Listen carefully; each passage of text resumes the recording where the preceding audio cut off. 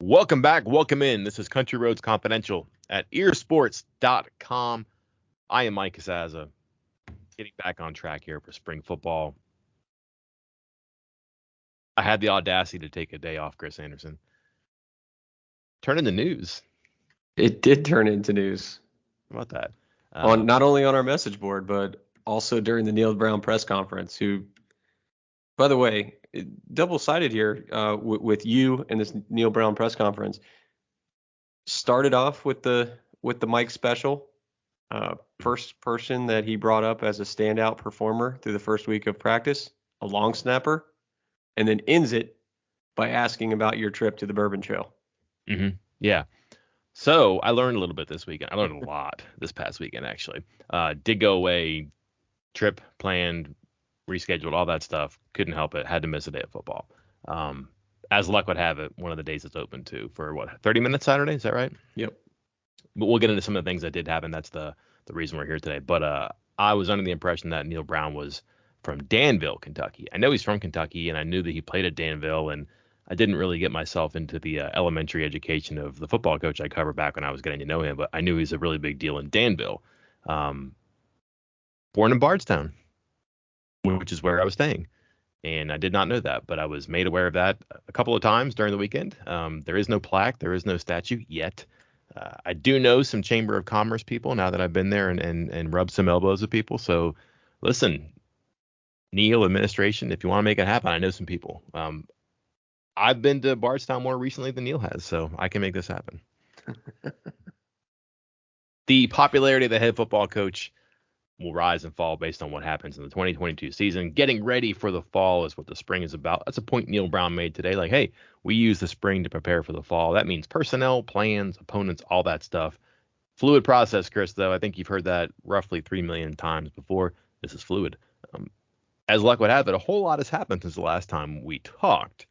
New players in the roster, some player movement, not positional, but maybe up and down the hierarchy of certain positions. Big time transfer come to visit here soon. So it is going to continue to be fluid. But the reason we wanted to talk today, kind of provide a quick listen as to what has changed as we take a big step into our second week of spring football.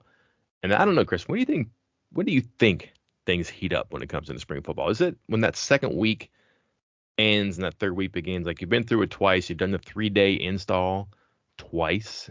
You figure you probably should have made fewer mistakes the second time and be really ready to go the third time? Or do you think this is at such a stage with new offense and young defense that maybe it accelerates more toward the end and everybody kind of surges toward the finish line?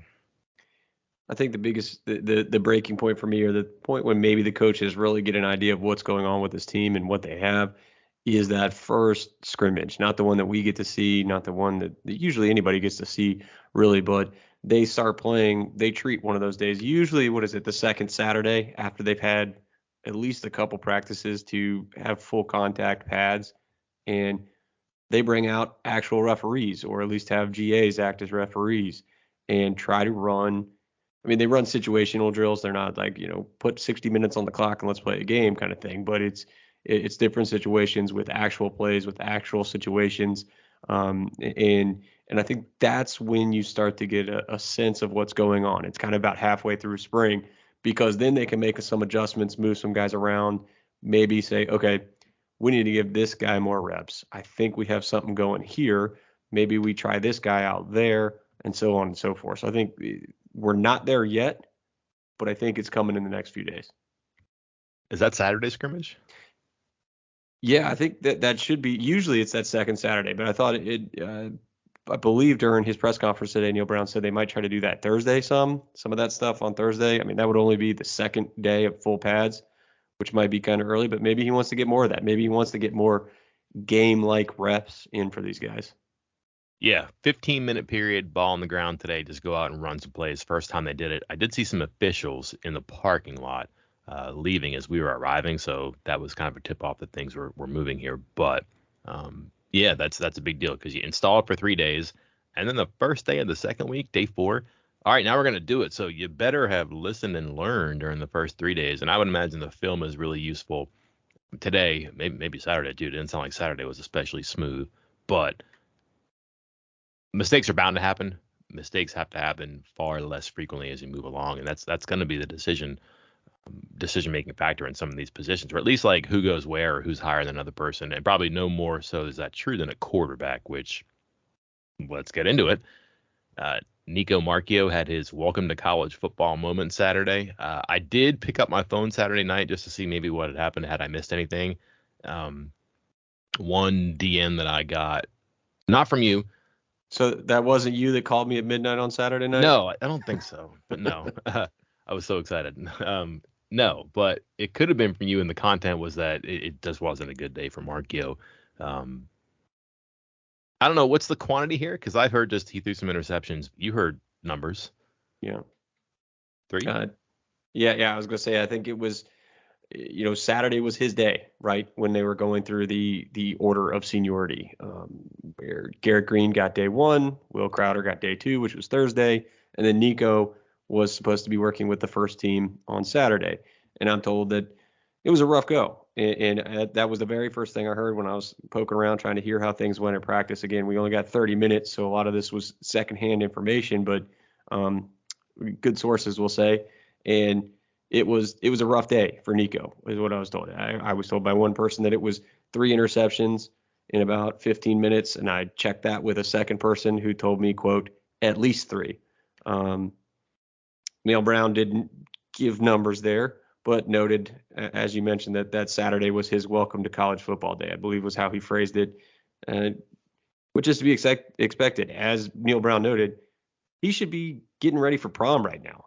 Like, he should be in high school. That's part of what's happening. This is part of the growth curve for those guys who enroll early and are true freshmen that are trying to play the most difficult position on the entire field. I mean, you have to read 11 different players on the opposing side while also knowing what all 11 players on your side of the field are doing.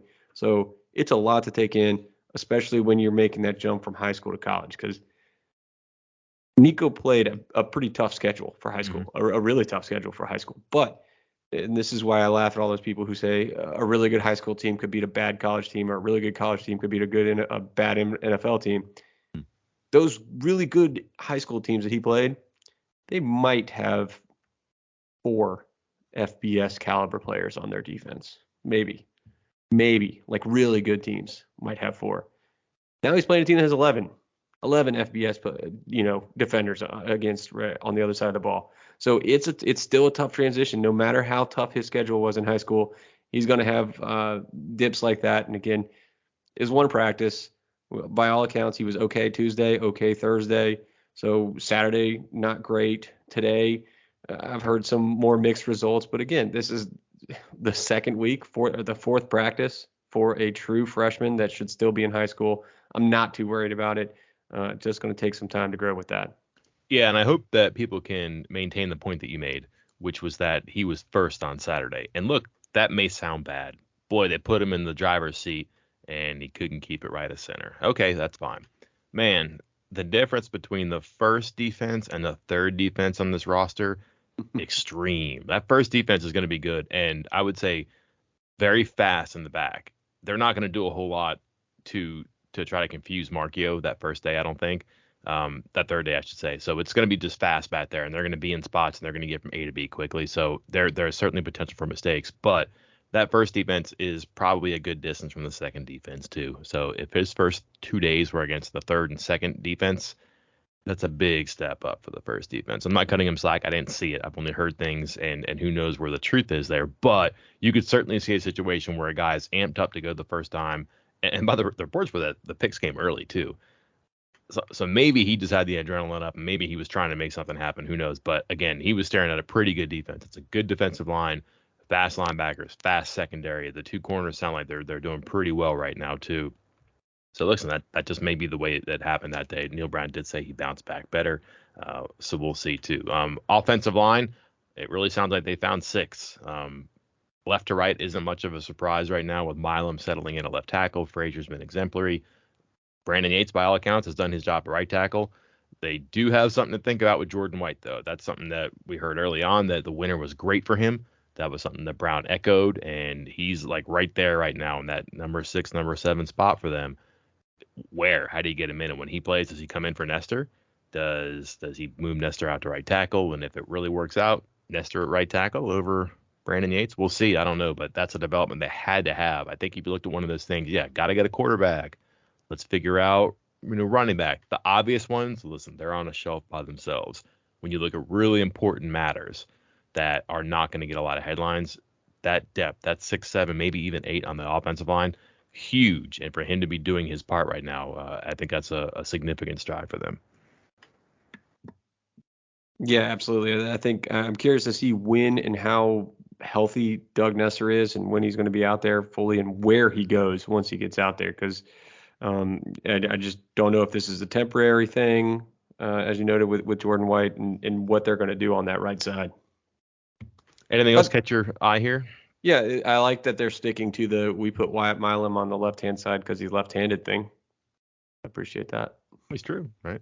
It is true. He's left-handed. Also, this is intel that maybe you shouldn't share. Brandon Yates is right-handed. Oh, Mike, right tackle. We're gonna have to clip that from this podcast because we can't let opposing teams know that information. Okay. Yeah. Receivers, Bryce Ford-Wheaton, Sam James, sounds like they're doing their part. They were really happy with their top 3, the 3 veterans, the 3 older guys. I would assume Reese Smith is in there, but sounds like he blew a tire during Saturday's workout and going to be out for about a week. Believe you had that Saturday afternoon, correct? I can't remember if I put it on the board, but yeah, I think I got whispers of that Saturday because that is when it happened. I was told that he may not even have been out there when media was out there. That it happened pretty early during Saturday's practice and was not out there later during the day. So yeah, not expected to participate in practice for at least a week. I'm told it could be the whole spring, which would be unfortunate. He's kind of in that in between zone. Like, is he a quote unquote known commodity? I'm not sure. Like, I think they know that he can be a contributor. But this spring was an opportunity for him to really kind of make an impact with a new offensive coordinator and a new wide receivers coach before these 2 junior college receivers get in here in May. Yeah, and who knows where they go. Like, just the constructs of size, whether it's height or weight, does not necessarily make you an outside guy or inside guy. I'd be interested to see what they do with Preston Fox right now. Listen, that's a guy that Brown continues to gush about because he catches the football. And I just noticed this in the period that we were allowed to watch last week. He makes plays. Like, he gets open and it's tight spots, the ball's on him, he catches it, doesn't drop it, he makes plays. And I don't know, does he get a different look at a position that he hasn't played before? Does he continue doing what he's doing? Because he's been an outside guy, I believe. But, we'll see. If you got a guy who has a skill, catch the football, and you have an opening because Reese Smith isn't there, they don't have a lot of depth inside. They don't have a lot of depth, period. I'm not sure Jarrell Williams is an inside guy. Maybe he is. We'll see. But they're going to have to figure out a way to do that. Flipping it to defense, active. Turnovers, interceptions, that's about all you can do right now. You're not doing a lot of pressure in the pass, or you're not doing a lot of tackling. So, obviously, you're going to get highlights on defense about interceptions, but the quantity has been alarming just in the reports. Like, just Brown saying he's had 2 interceptions in back-to-back days. He's had 2 interceptions. He had 2 today. That's not great. No. Unless you like defense.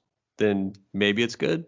Mm-hmm. Who knows? Or I joked about this before we got on the pod, but maybe it's not a joke. Is that Neil Brown's way of sending smoke signals to JT Daniels right now? Let's do it, Chris. Am I doing this? Well, let's do 2 things. One, when you're running 4 or 5 plays a practice, the defense is going to get the scent and they're going to jump routes, and that's unfortunate, but that's what happens. But that's going to happen when you're doing it this way. But yeah, it's out there like, boy, our guys sure are turning it over. Boy, our 4-star quarterback didn't have a great day, right? And lo and behold, you have unearthed some intel here about JT Daniels. This has been kind of rumored, even reported, probably incorrectly, about certain times. We were under the impression for a while. I don't think we reported this. We were under the impression for a while he would be here this weekend. I know you and I even talked about that. Like, man, they might close that practice. Well, no, not here this past weekend. One player was. We'll get to that. But Daniels is certainly the marquee name, maybe on the quarterback market, but certainly attached to West Virginia. Yeah, it was one that I think about a month ago we reported that he was going to come. The info I got was, quote, sometime in April.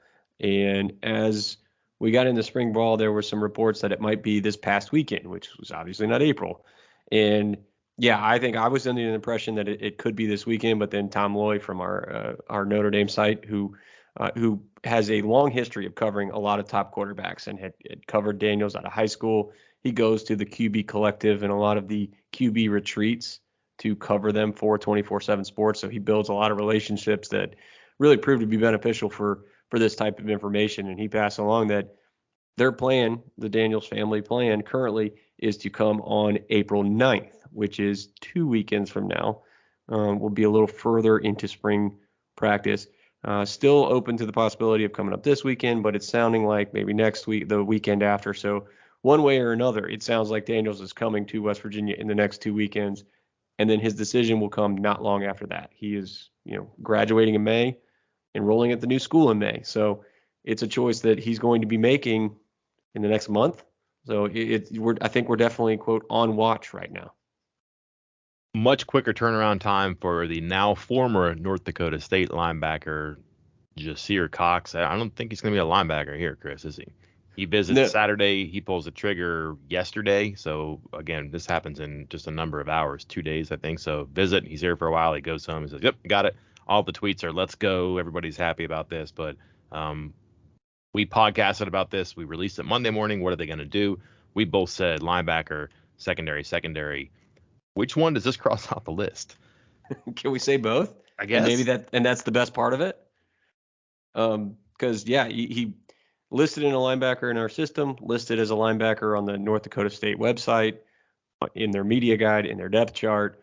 But when you go and look at where he lined up, and you see it in his highlights, you see it in some of his plays, but I rely on the professionals over at Pro Football Focus who scout all these games and chart where everybody lines up pre-snap. And 2/3 of his snaps this past season were slot corner, which is essentially the spear.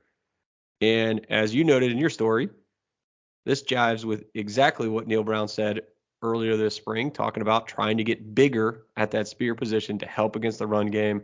And he was excellent in coverage, one of the highest rated defenders in coverage there were. Teams were only completing, I think it was 53% of their passes when they targeted guys that he was defending. He picked off 3 passes, allowed 0 touchdowns. So this is kind of fits perfectly into what I think they're looking for and what they're describing. He is a bigger guy with linebacker ability, but plays safety, which sounds like a spear. Yeah, he's not like Mallinger. Mallinger's a track guy who's going to run around and do man covered stuff. I think that's interesting that this guy's going to be maybe a little bit more in the box isn't the right word, but he's a linebacker. I mean, he's played linebacker in there, but he played the strong side of the formation too. But I put the run defense numbers in. You just mentioned the pass defense numbers. Yeah, great in coverage. They like that a lot. A safety in high school, so he knows what he's doing. Track guy in high school too. Don't forget that. But he was like one of their top run defenders every year too when he played. Pretty versatile guy. So like that again, I wonder how many positions are permanent on this defense. Like the 3 defensive linemen. Oh, heck, there might be 4. Yeah, you might have 2 tackles and a nose guard, and the nose guard might actually be a defensive tackle. They might go even. The will is probably always going to be the will. They really only have 1 mic right now. That probably hasn't changed either. But beyond that, like they're talking about just all sorts of like chameleon stuff, whether they're secondary, just different ways to get into advantageous situations, or maybe more importantly, get away from disadvantages. And this just seems like a part of that plan there too. Also like that he transferred high schools and went to one of the best high schools in the state. His senior year, won a state championship. Went to NDSU, pedigree there. I'm sure he's used to winning, and the day-to-day life of being a Bison is just dedicated to that. That comes from Craig Bold to Chris Kleiman to, the staff that's there now too. It's across like a generation now. So they've been doing this for a while. He's part of that. His brother made the move from NDSU to LSU for his final season. There's a blueprint there in the household. I'm pretty sure he knows what he's in for right now, and I think that West Virginia probably felt pretty good about this. Like there's a lot of risk involved in these FCS to FBS moves, especially FCS to Power 5. This seems like they've managed their risk pretty nicely here. Yeah, I think it's a good move. They've had some recent success with it. Again, obviously, Woods is one of those guys. They're hoping that Floyd is one of those guys. I think the thing that really stands out to me, big picture wise here, with some of the other, piecing these things together, different positions, they have I'm wondering if we're getting into a platoon type situation for a lot of spots because Yep. it seems they are. Again, this is what you were just talking about. Like they have two wildly different body types and player types at the same position on the depth chart. Bandit, Jared Bartlett and Linnell Carr are both bandits. Linnell Carr is a defensive lineman. Jared Bartlett is a linebacker. And they are not the same. Like they kind of do the same thing. Like they're just very different. And then again, as we're talking about here with Cox and Mallinger, like Mallinger is a speed free safety type guy when I think about it. Like he's a guy that was hoping that he could play wide receiver in college, and not some big in the box linebacker, which is what Cox does at times. So I get the sense that they have a few different spots, especially these tweener spots, where they are getting two drastically different types of players, prepping them both, and we're going to have some platoon-like, groupings, depending on what kind of package is going out there at the time. And it's not only that; they don't have to have a bandit on the field, and by the sounds of it, they don't have to have a spear in the field. Like maybe not at the same time. Like maybe you don't take the bandit and the spear off. Like that's gonna hurt your edges. But like why do you need a bandit? Let's put another linebacker out there. That sounds like they think that maybe Lowe or Dixon can play spear. A bigger guy for sure, but like they both are fast guys on this team. Like they think that those guys will win foot races against much of the roster too. So it could look very different. And if they're going in that direction, here's another piece who does seem like he'll understand the process he's in for right now too. Fascinating numbers about FCS to FBS transfers here. We're at about 100 now, 48 or 49 to Power 5 schools. Last year, about 150. 76 were all conference players in the FCS. 17 were all conference players in the FBS. So it's not an easy jump, but the fact that he's witnessed it a little bit from the family perspective and he knows what he's in for now. And he's coming from a good place too. I don't think he's so far from the field that this should be too intimidating for him. Yeah, no, I think these might end up being, and maybe we'll talk about this more at length another time, but these type of players, the Floyds, the Woodses, the Cox, these are the type of players that these are the type of players that West Virginia has success with in the transfer portal. Maybe that's where they put more of their attention instead of trying to grab, the Power 5 guys that are backups. You go and find those FCS All-Americans, those FCS All-Conference types, and just hope that they can translate that success to the next level. Yep, and the Alabamas and the Georgias and the Clemsons, they're not really going after him.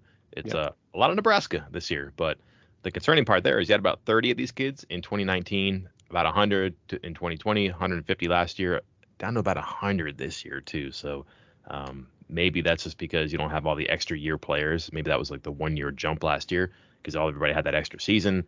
Coming right out of the spring too, so they're kind of in shape to go in the fall and play again. Who knows? But we'll see. It's a smaller market and something if you're good at, and people will definitely pay attention to that. Small market here did not work, Chris. We went about twice as long as normal, but a lot to catch up on because it's been eventful behind the scenes on the field. More to come. 4 down, 10 more to go, and then the spring game on April 23rd. That counts as practice 15. We will have you covered the rest of the way. Until next time, I'm Mike Casazza. And I'm Chris Anderson. We'll talk to you later.